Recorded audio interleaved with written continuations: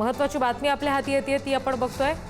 लवासा प्रकरणामध्ये 19 डिसेंबरला अंतिम सुनावणी आहे। मुंबई उच्च न्यायालयामध्ये जनहित याचिका दाखल झाली आहे। लवासा प्रकरणी शरद पवार कुटुंबियांची सीबीआय चौकशी केली जावी अशा पद्धतीची मागणी करणारी ही जनहित याचिका उच्च न्यायालयामध्ये दाखल झाली आहे। 19 डिसेंबर रोजी अंतिम सुनावणी याच्यावर घेण्यात येणार आहे। शरद पवार, उपमुख्यमंत्री अजित पवार आणि खासदार सुप्रिया सुळे यांच्यासह पवार कुटुंबियांचे निकटवर्तीय अजित गुलाबचंद यांच्या नावाचा सुद्धा याच्यामध्ये समावेश आहे।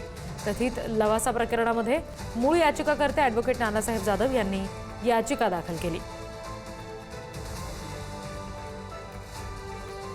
कॅग आणि लोकायुक्तांनी लवासा प्रकरणामध्ये दिलेल्या अहवालाकडे सुद्धा दुर्लक्ष केलं गेलेलं असून लोकायुक्तांनी दाखल केलेल्या अहवालानुसार प्रकल्पामुळे सरकारी तिजोरीला मोठं नुकसान झाल्याचा दावा याचिकेत केला। आणखी तपशील आपल्याला देतील प्रतिनिधी ज्ञानेश्वर चौकमल। ज्ञानेश्वर,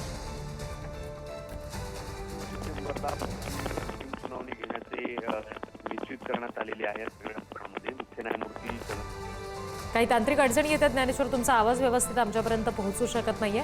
प्रेक्षकांना पुन्हा एकदा ही महत्त्वाची बातमी आपण सांगूयात। पुण्यातील लवासा प्रकरणामध्ये राष्ट्रवादीचे सर्वेसर्वा पवार कुटुंबियांविरोधात सीबीआय मार्फत कारवाईचे आदेश द्या अशी मागणी करणारी जनहित याचिका उच्च न्यायालयामध्ये दाखल झालेली आहे।